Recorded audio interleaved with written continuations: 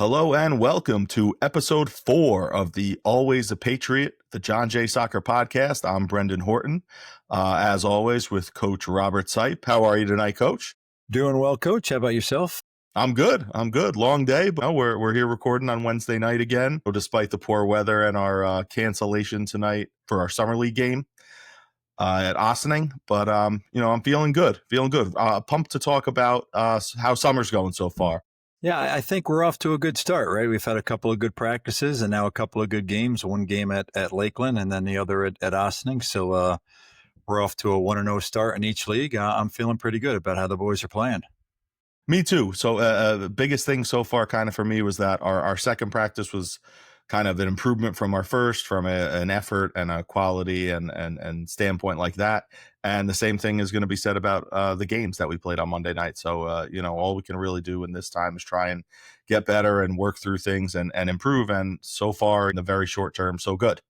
Yeah, I would agree with that. It was a huge difference, I thought, from our first game in the Lakeland League against Somers to our second game, the first game in the Ossining League. Boys really responded, I think, to some of the things that we had talked about. Just a lack of intensity, I thought, in the Somers game. Even though we won that game 1-0, I thought Somers was more aggressive. Played with a lot more intensity, and we were sort of back on our heels, and that's been the problem with our program, as we've talked about the last couple of years, where we just, for whatever reason, aren't aggressive and aren't assertive and aren't on our toes. And that was definitely the case in that Somers game. I'm just not too sure why that is, but Somers took it to us, and then we encourage the guys to play harder and play with more intensity, and then they start fouling. And that's not what we're looking for. I think we talked. You and I, after the game, we didn't really talk to the team about this, but I thought Somers was a much more aggressive, intense team in that first game that we played at Lakeland. Yet we committed more fouls, I think. Now, we didn't have stats on the game, but just by our feel, I just felt like we had fouled them more. Yet they were playing harder and with more intensity. And I think it's just because those fouls that we create, or that we commit, are because of sort of a delayed reaction, like they're running past us, they're flying by us, and all of a sudden we reach out and grab them or trip them, or, we're out of position and not anticipating what's going to happen. So it's frustrating, but really give the guys credit because, they turned it around from the opening kickoff in that second game, against Croton in the Ossining League. We would just chase them all over the field. We forced them to play it all the way back to their keeper just by our immediate chase. And that showed me really, that our team was listening and that our team had come to play in that second game, and that we were not going to, be, outclassed or out hustled or outworked in that second game. Really proud of how we played. Yeah, me too. It was great to see kind of the improvement, and even to get it on the same night was huge. Just a couple hours later, Yeah. For me, like there's two kind of, I think, elements of confusion that I want to make sure that we are like really clear with the boys about. And I think the first one is the mistake between or the confusion between composure and complacency, right? Like I think that we want them to play with composure, and a lot of times then our guys think that composure is kind of like a lackadaisical, slow slog. So that's why I feel like a lot of times we're constantly reinforcing we're saying aggressive, and we mean like with a level of intensity. We do want you to play composed, but there has to be haste to your play and urgency. And the other is like you were saying, the difference between again being aggressive, and then that doesn't mean committing fouls. You know what I mean? Like, Right. I think that sometimes those things get interpreted that way. Well, coach is telling us to be aggressive. Like, well, that's not what we mean. I mean, get there quicker and be technically sound or tactically sound, or just having a sense of urgency is the big piece of it. But like I said, I think a lot of times the players hear that we want someone who's confident and composed on the ball, and they see maybe in like the Premier League or the Champions League, that's what it looks like, because you're not really from 10,000 feet getting the perspective of the true pace that's being played. They don't realize that like composure with that speed is what's important. And the same thing with defensively, like it's when we say be aggressive, that doesn't mean like put a shoulder into a guy or a hip into a guy or go into a guy. That's quite the opposite of what we want. Yeah, I completely agree. I think I can simplify it just by saying in that Somers game we were back on our heels, and in that Ossining game or the Lakeland game against Somers we were back on our heels, and in that Ossining game against Croton we were up on our toes. And yeah, like you say, when we say play aggressive, when we say play with a lot of intensity, we are definitely not talking about committing fouls. We're just talking about being on your toes, anticipating where that ball is going to be, making sure that you're first to the ball if at all possible. And then yeah, the other aspect of it too. You're right. A lot of times in those two games, I heard players a lot of times say, "You got time, you got time, you got time." And when somebody hears that, at least on our team, I feel like everything slows down. It's like, okay, I got time, I can relax. No, you can't relax. You've got to play quick. It just means that you don't have to boot the ball out of bounds. You don't have to immediately make a quick pass or a quick shot on goal. You've got some space to work with. So what you do with that space is critical, and that decision needs to be made quickly. It's got to be made with your first touch. Time means 1 second, right? Like Yeah, when you say you have time, yeah, you have 1 second yeah, versus half a second or yeah, 0 seconds, right? yeah, Like time means you don't have to play your first touch, bounce the ball back to whoever gave it to you. yeah. And our guys think that it's like pick up, serve, like that's not time. Time means like there's a guy coming, he's maybe 10 yards from you instead of 5. Yeah, it's a great point. That's a great point. The other thing that really comes to mind for me in those two games is our ability to play with both feet. No good, no good at all. So the amount of times that we had guys with the ball on their left foot and their inability to just make a simple pass or just take a strong, hard shot on goal. Guys are pulling it back to the right foot. That's a major problem. So if any of our players are listening, what you guys need to do when you get on that soccer field is lock your right foot up, take your right shoe off, and just kick that soccer ball with your left foot. Because at our level, right, Coach, we are a varsity level program at a really good high school. In a really good section of New York State, our guys have got to be able to play with both feet. You don't have to be great with both feet, but if you can't kick the ball with your left foot, if you can't make an accurate pass with your left foot, if you can't have a good first touch with your left foot, that's alarming. So we beat Somers 1-0, we beat Croton 6-1, but boy oh boy do we have a lot to work on. And playing quickly is definitely one of them. Not fouling but playing with intensity, finding that balance between playing intense and not committing fouls. But also having the ability to use your left foot cleanly and competently. Again, I was a soccer player as well. I didn't have a great left foot, but I had a pretty good left foot. So that starts with juggling with both feet and dribbling with both feet. But for me, what stood out in those two first summer league games was we've got some guys that just aren't competent with their left foot. And, that's something that they've got to work on their own, right? I mean, that's not a team training sort of a thing. I mean, when these guys are out on their own at the soccer field or even in their own backyard, they got to be banging the ball with their left foot. That kind of speaks to what we were talking about with Coach Horhan last week. Like when you're out on the turf at John Jay, instead of taking penalty kicks, work on your weak foot. And that's what even 2 weeks ago, what Ray was talking about. Like he spent his whole training session working on long balls with his weak foot. And it seems like our guys, I think they can play like a 5-10 yard pass. It's ball striking specifically Right. with their weak foot is just whew, Yeah. a lot of room for improvement. We'll say. Yeah, so getting off crosses with that weak foot, right? Getting Yeah. decent shots on goal that maybe can deflect off of a defender or force the goalkeeper to give up a rebound. It doesn't have to be a shot in the upper 90 with their left foot, right? But it's got to be a decent cross that comes across with some pace. If they're out on the flanker, it's got to be a decent shot on goal.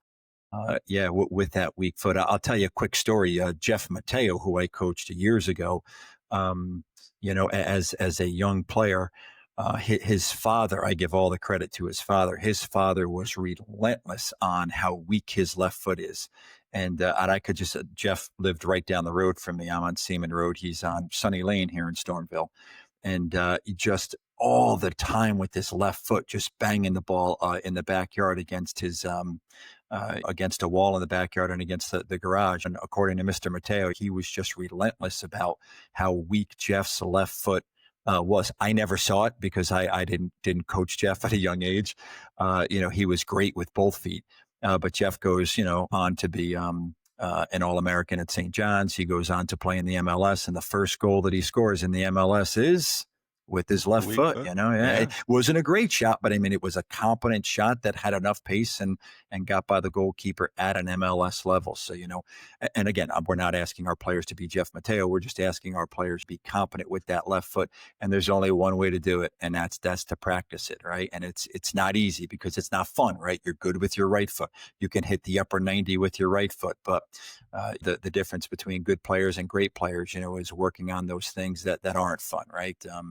If it's easy, it's fun, but if it's not easy, it's going to take some work. But it's going to make you such a better player. Yeah, I two things about that. Number one is I don't think we're shedding any light or on to players that they don't already know, because their hesitance to use it lets me know that they know Right. that their weak foot is not what it should be, right? Like when you have a clear shot on goal and you pull it back and take a much worse opportunity and the ball gets deflected and the defenders, they're like, because you know, you should have taken that shot, and everybody knows you should have taken the shot, and but you don't have the confidence because you don't have the capability or the reps really to practice. So it's got to be something that like you said, gets worked on every day in people's free time and space in your yard or your basement or your garage or wherever. And the second thing is, anyone who's played for us before, you'll, especially if you're on the bench, you'll hear us identify the first 2, 3, 4, 5 minutes of a game, like players on the opposite side who just can't, we see it. A kid has 2, 3 opportunities. You're like, well, this, he can't play with his left foot, and we'll start telling our guys on the field. So, I mean, that's not supremely high level stuff. So if we're picking that apart in the first 3 minutes of a game, so are our opposing coaches and players. And if all it takes for a defender to do is stand on one side of you and force you to the other side, like, doesn't matter what you can do with the ball, like, you're just much less ineffective. Like, suddenly, well, all those tools you have in your belt, they're not useful because we're doing something else. Fundamentals of any sport, coach, right? That's the difference between winning and losing a lot of time, or the fundamentals. So yeah, just being, like we said, competent with both feet, just so critical. Some other things that jumped out to me in the games was the positions that we had some guys in. That the center forward position to me was one of the more alarming spots. We had Austin Seipp up there for most of the first game. Austin is a midfielder, right? Big, strong kid, but obviously my son, I coached him most of his entire life in the sport of soccer, and he's only played center mid. That's well, I guess when he was very young, he played outside mid, but once he got to be big and strong, we put him right smack in the middle of the field, and it's tough to change positions, and we asked him to change positions and go up top as a center forward, and it's not an easy thing to do, right? Play with your back to goal. So early on in that Somers game, he was drifting back into the midfield, right? And you and I were saying on the sidelines, man, he keeps drifting back into the midfield, but it's because it's what's comfortable for him. And again, talking about that left foot, you kind of got to get out of your comfort zone if you wanna help the team be successful. And I thought Austin made some pretty good progress, right? We told him he's got to get up high, he's got to get posted up on that center back, and he's a basketball player, so he definitely can post up. But he did a better job as that game went along. Scored the goal too, so it's not like he played terrible, but it's just something that he's got to become more comfortable with if he's going to change positions and go from the midfield up top and getting posted up on one of those center backs. And sometimes Somers was playing with two center backs, so sometimes depending upon where the ball is, it's tough. He's got to go in between those two center backs, right, and then sort of figure out where the ball is going to be, and then which center back he can slide over on and sort of put that center back on his back. And not drift back into the midfield so much. Chris Malacone was another kid that we used up there. He scored a bunch of goals in the second game for us. But again, he had some trouble too, posting up on guys and just playing with his back to goal, because I think Chris in general is a forward. He's played forward most of his life, but he's more of a winger forward, right? He's going to use his speed.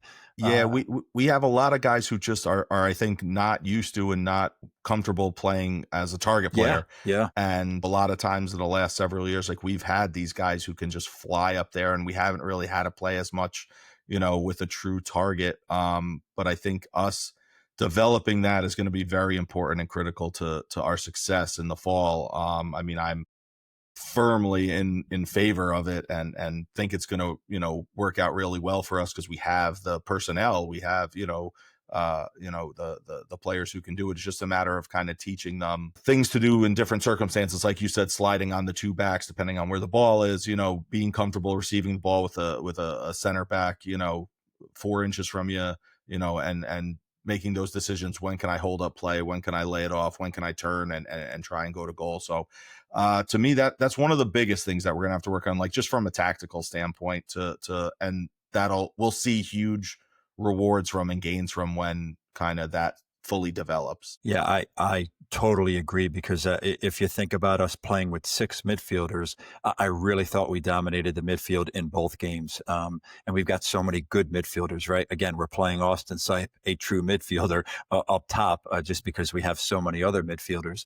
But if we can get Austin on that last defender, or Chris Mollicone on that last defender, or Brandon Parker's another kid that we tried up there, on that last defender. Brandon Parker's a defender by trade, right? He's played defense most of his life. So again, we're asking guys to go in a different spot, but we believe in them. We believe in their talents. And yeah, if a guy like Austin or Chris can get up high and get the ball at their feet and then just spin in, and you've got one guy to beat, we're in business at that point, because I think teams are really going to send their outside backs into the midfield to try to help out their team to win balls in the midfield, because I just thought with those six guys, they did such a good job of controlling play and dominating possession in the midfield, that's going to make it even easier for that center forward when we can play the ball to their feet.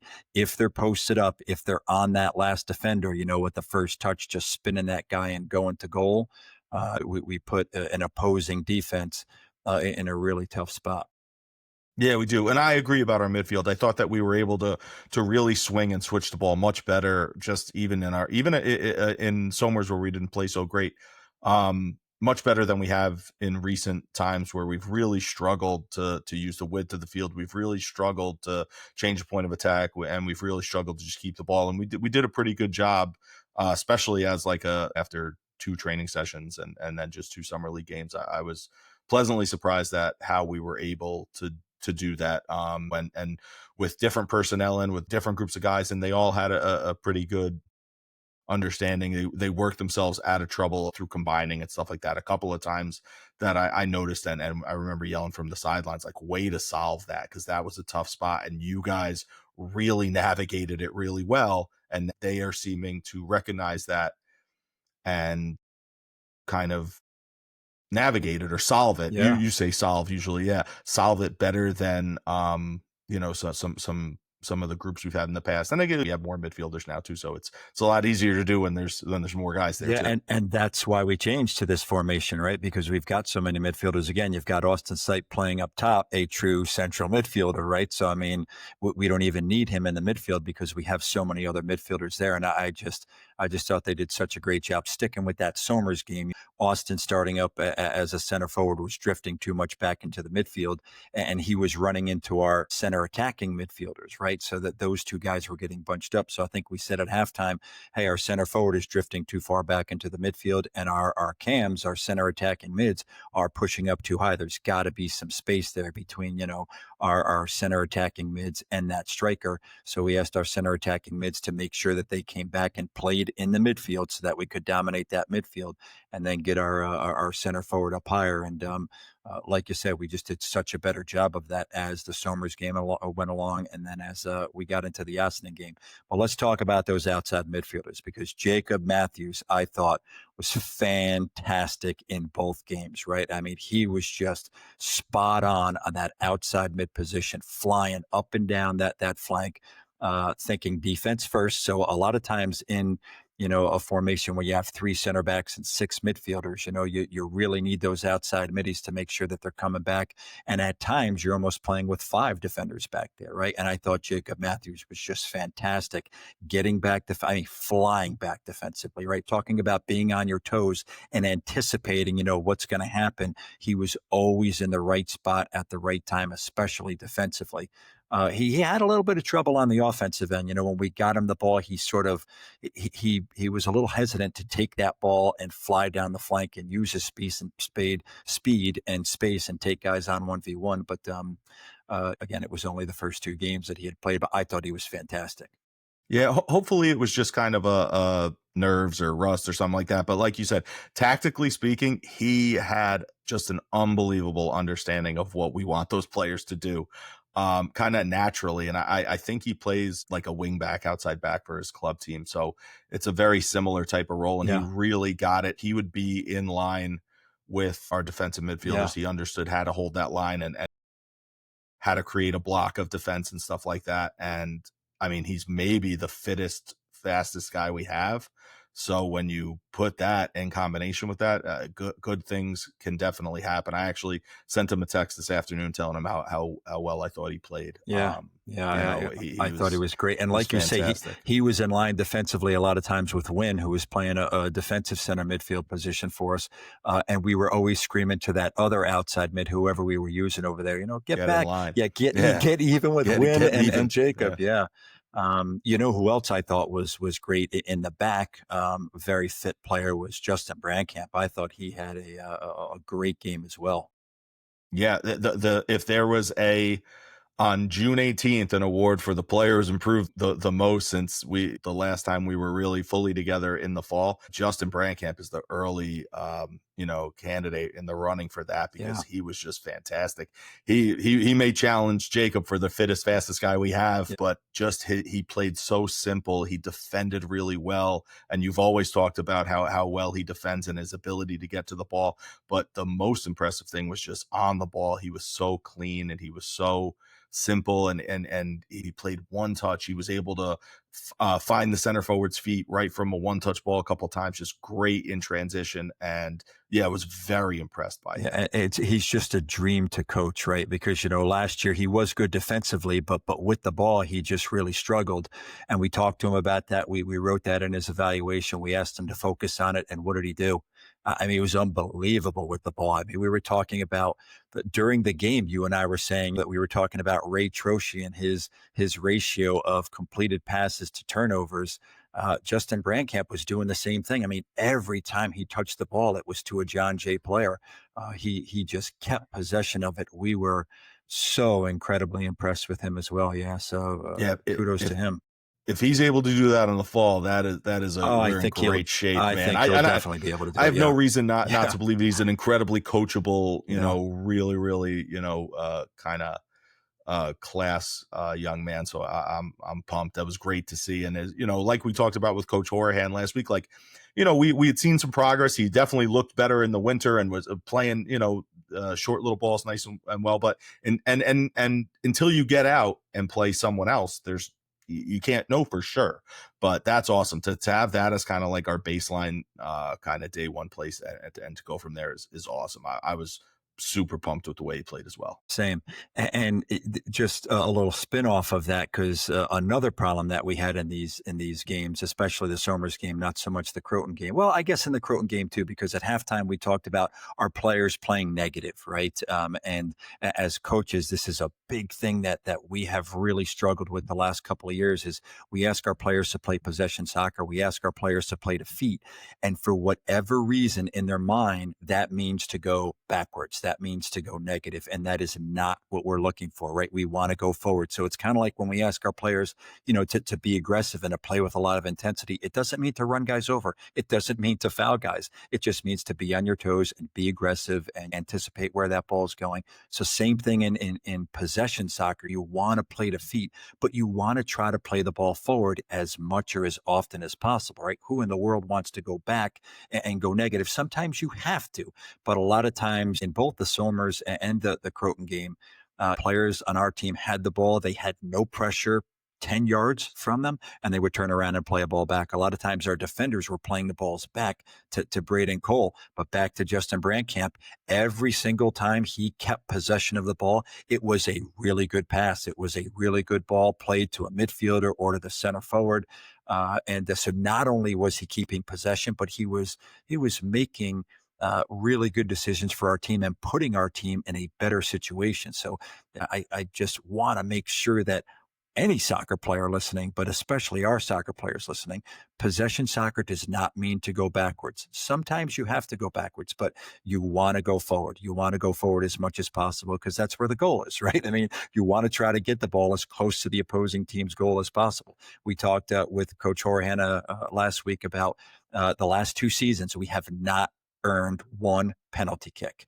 Why is that? Well, there's some reasons for it, but part of it is because we're always going backwards and we're always defaulting to going backwards as opposed to looking to go forward. And again, sometimes you're double team, you're sort of swarmed and you have no choice but to go back. But when you do go back, that player supporting you from behind ought to be scanning the field. And when that ball comes back to, say, a Justin Brandcamp, bam, he plays the first touch, to win Boscarino or to Justin Ortiz. And those players turn around and play it into the center forward, and you got Jacob Matthew flying down the outside and lay it off to him, and all of a sudden we're in the final third of the field making things happen. Just back to Justin Brandcamp having such a good possession game, but positive possession, really Right. good passes helping us. Right. Two things there, right? Like number one, and I've said it to kids in the past, and I'll say it to the whole group, right? Like if I put you at a CDM or a right back or really anywhere, any player can step on the ball, turn around, and knock it back to the goalkeeper, right? Like that doesn't really separate. We got 45 guys signed up for the summer. I'm quite certain everyone can do that. What kind of makes that difference into what you can do is who can complete those progressive passes, who can link to other levels of the field. So that's why I think maybe players and parents don't necessarily see it as much, but like I see players who can make progressive passes. I'll never forget a couple of years ago when I was back manually tracking all of our games, film and stuff like that. I was just blown away at how many times Zach Rabati got us into the final third, because I would track that, like the number entries into the final third, and it was like triple everyone else. And it's like, if you're just watching the game, you don't necessarily pick up on that, but like the number of, and I was tracking passes forward and backwards too. And it's just the amount of ways he was getting us forward. It was unbelievable. And that's the kind of mentality we need. Like, we don't want to force it because we don't want to turn it over, right? We don't want to, we'll go back if we have to move guys around so that we can go forward, right? And I said that to someone in the maybe it was at halftime in the Croton game. I was like, guys, like we play that ball back because we have to. Like, that's not the ball we want to play. Like, if I'm standing and there's no one fronting me for 10 yards, like that's not the ball. Like, if a guy's bearing down on me, I'm like, oh, okay, I'll knock that back and that'll open up. But like, that's not the desired play. The desired, move that you want to have when that ball comes to you anywhere, really, right? Like, yeah. Unless we're, trying to switch or something like that. But unless you're forced into that by the, something that the defense is doing, there's really no need. Yeah, I remember very early in my coaching career being at a coaching school and having one of the coaches tell us about his experience playing with Pele. When Pele came over and played with the Cosmos. We're dating ourselves now, or at least I'm dating myself. But I was a young coach, 20, 22 years old, at these national coaching schools. And one of the coaches was talking about playing with Pele. And he said that when you would play Pele a ball and you would say to him, man on, man on, man on, that didn't mean to him that he was going to play backwards. He would just look over his shoulder to see, exactly where the player was. And if he was on his left shoulder, you know what that meant to Pele? He could turn to his right, so just always trying to go forward. Is definitely the idea. And I thought, like you say, Zach Rabati, what a great player, right? I mean, a Division I soccer player, played at Marist, now is at Oneonta. What a dream he was to coach too. I mean, talk about a player that made strides and made progress. I remember when he came in as a freshman, I mean, he was weak defensively. He really wouldn't defend, right? His sophomore year, junior year, senior year, he was one of our top defenders in the midfield, right? I mean, he was just so tough defensively and just awesome with the ball, magical with the ball. One more player I've got for you. This summer league in the first 2 games, Braden Cole, right? How good was he in that Somers game? Stood on his head there late in the game. Why did he have to stand on his head late in the game, Coach? Do you remember? We committed a foul on the edge of our defensive third, or the middle of the third of the field, and kind of really gave them their best opportunity to score in the whole game. And this is something that you and I have preached for. I mean, I remember you yelling it, 25 years ago. So at least, and then for the 10, 11 years I've been here, it's just, it's killer, right? Because you can, and we kind of talked about it at the end of the Somers game. We're like, you can do all these things right, and then that one bad decision. It's the Yeah, game, yeah, yep. it's the game And sometimes. the only reason why I'm recalling that is because of Zach Rabati in his senior year, and we're beating Mamaroneck 1-0 at home in the section semifinals, right? And Mamaroneck has a guy going sideways across the box, right? He's going east to west across the box Towards the sideline, yeah. towards his own bench, and with 40 seconds left, and we clipped him, right? We fouled him. It was definitely a foul. There was no reason for us to commit that foul. Long story short, set piece, they serve it in, and that they tie the game up 1-1. We go to overtime, sudden death overtime, and they start running at us in the box. And instead of just jockeying, we dive in defensively and clip the guy in the box. They take the PK, and they win the game 2-1. And we're 40 seconds away from going to the section finals. And Mamaroneck beat us. Why? Because we committed 2 real silly fouls. And Mamaroneck went on to play in the state semifinals that year. That was Zach Rabati's senior year. And as a coach, that's just heartbreaking, when you've got these great players and just some silly decisions by some guys on the field. Especially when Cost you. he himself, Zach, had scored that unbelievable volley to put That's us up true. 1-0. I forgot it about was that. That's true. one of the just an awesome goal late in the game. I think he scored it in like the 70th, 70 or 60th, 65th minute, something like that. So it was heartbreaking. I mean, it's obviously heartbreaking for a coach, but you feel much worse for the players because they're the ones out there really, really putting their bodies on the line and everything every single day. So it's just. Yeah. It's heartbreaking, Yep. and we don't want that to happen, right? Like No, we don't don't. want that to happen. No, That's no. why we stress it so much. Like my answer is always just be a better defender, right? Yeah. Be a better defender, right? And if you're not fouling because you're defending poorly, you're probably fouling because you're a jerk, and I don't want that either. Right. Those are really the only two. I'm a little too slow. My defensive technique's a little poor, so I kind of miss. Or like I'm kind of a jerk, and none of those are really acceptable reasons. Right. Yeah. Just put your team in a tough spot. And that's what happened in that Somers game. We were just, a little late to the ball, a little late anticipating. Again, that whole game, I just thought we were back on our heels. And as a result of being back on our heels, a guy got by one of our midfielders, and we had clipped him. And they served a ball in. And man, if it wasn't for Braden Cole, I think making two incredible saves. Two big top hand saves out of nowhere. Yeah. Yeah. So that was fantastic. One more thing that comes to mind in these 2 first summer league games that we had is how well we played in the rain, right? So when we played against Somers, it wasn't raining, but when we played against Croton, it was raining pretty hard too. And that didn't affect us at all. I thought our boys were quick. I thought our boys were fast. I thought our boys were clean on the ball, even though that ball was slick. I was really impressed with how he played in the rain. Yeah, that's something that has impacted us. We've had just years and seasons where it's like we put us in the rain or like kind of the sleet at the end of the year, and like we fall apart. It's almost like the kryptonite for the kind of the way we're pinging around the ball. And I agree. I was really impressed with the way we were able to move the ball in that night game. You wouldn't have known that it was pouring on us with how cleanly they were able to play with the ball. It was really impressive, especially given how much trouble we've had with it for years and years. So that's another encouraging thing. Yeah. And I don't know the reason why we've had trouble, but the only thing I could think of is that it's a mentality. And I just thought our mentality in that first Somers game was very passive, very back on our heels, very, very content to go back and pass it, backwards Timid. or pass it. Yeah. Timid is a good word for it. Yeah. Willing to go back to the goalkeeper with a pass instead of looking to go forward. But that didn't happen in that Croton game. And again, I go back to the kickoff. Right out of the gate, our guys showed me like we just chased them immediately and really were on our toes and we're aggressive, but aggressive in a good way. And I think that sometimes when it's raining out, players are a little unsure of themselves. It's a little slippery out there, but we weren't timid at all. We weren't unsure at all. We were confident. We were strong.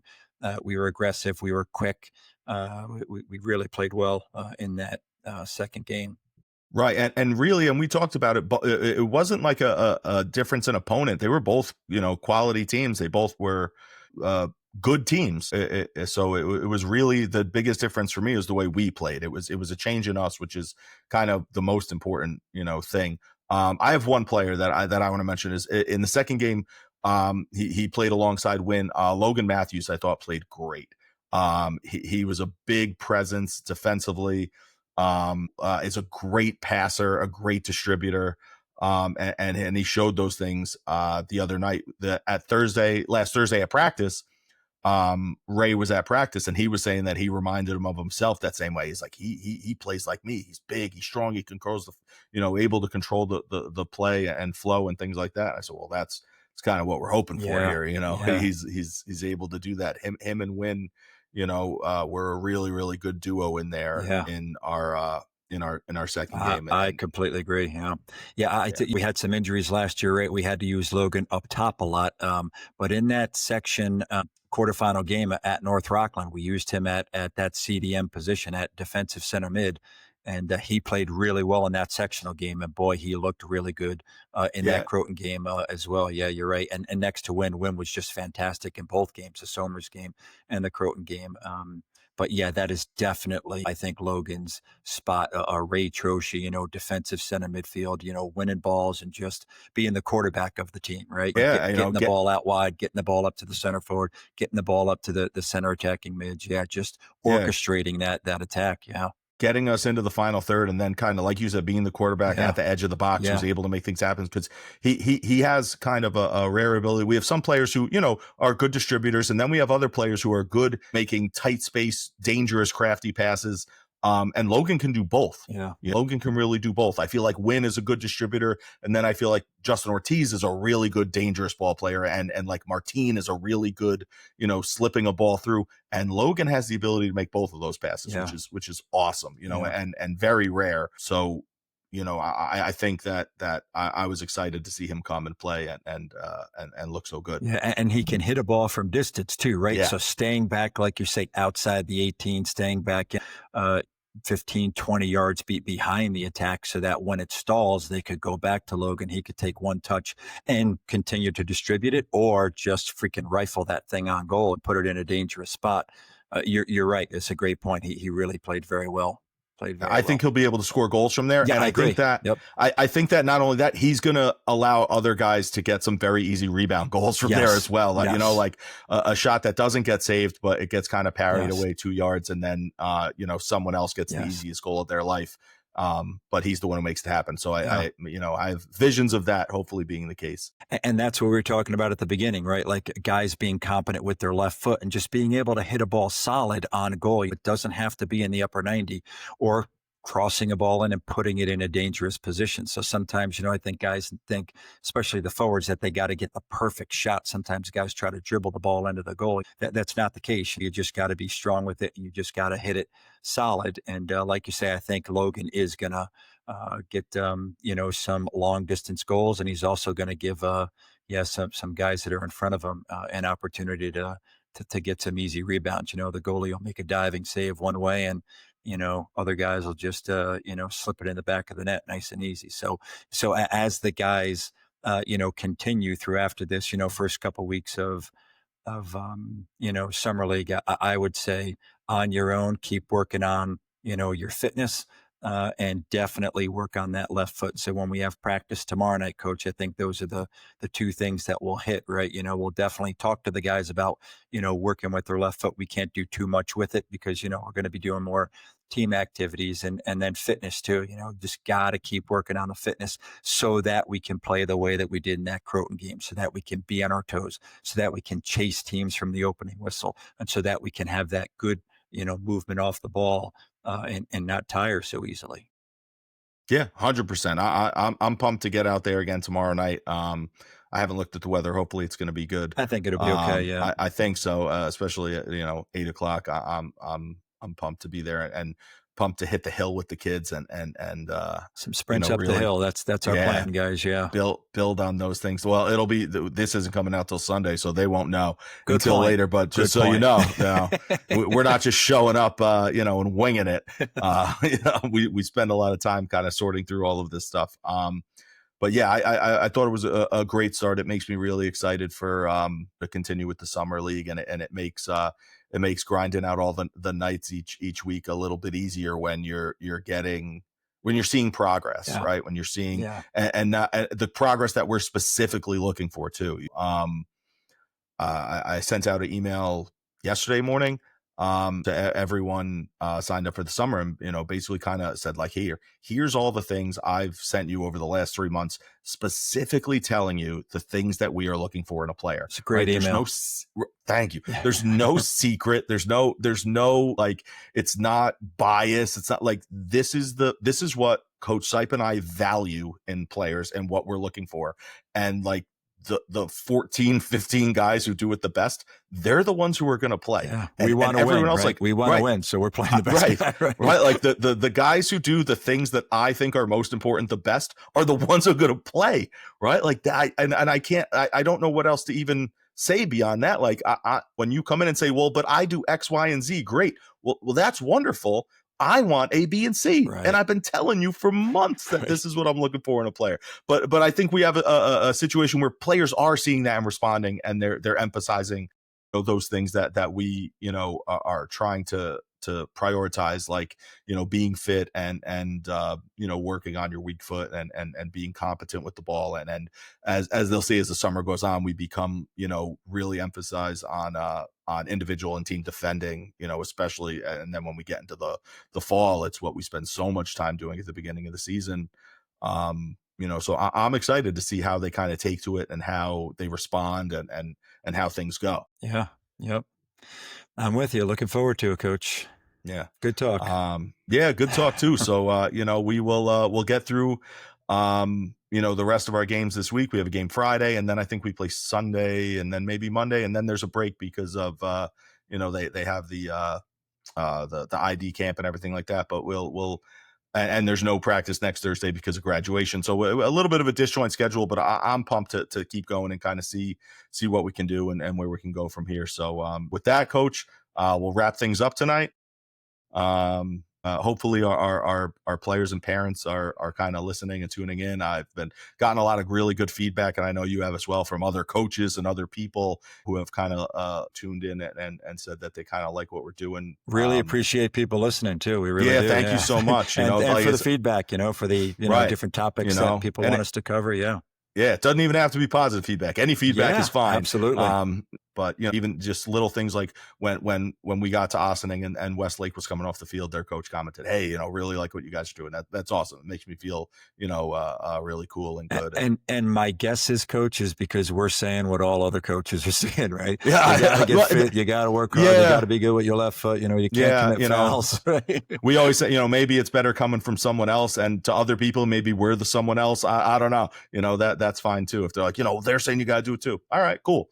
Coach Axelson was telling me the other day about how somebody was saying or I think one of the players at John Jay, one of the guys on the JV team, was saying, "Oh, I really like the podcast." And Coach Axelson said, "Yeah, that's what we as coaches are always talking about." Right. Yeah. It's just now out in public. It's just a recorded version of what we tell you all the time. and what we talk about with each other, right? Yeah. As coaches, like, "Oh, this kid's got to do this kid's got to do that." We're so impressed with what this guy's doing. Yeah. Yeah. So, all right, we'll see you guys, everyone, next week, and kind of with more updates on how our games and practices go. Please let us know if there's anything else you want to hear. And thank you so much for anyone who's listening and tuning in. Thank you, Coach. Have a great night. You too, Coach. Bye-bye. Bye-bye.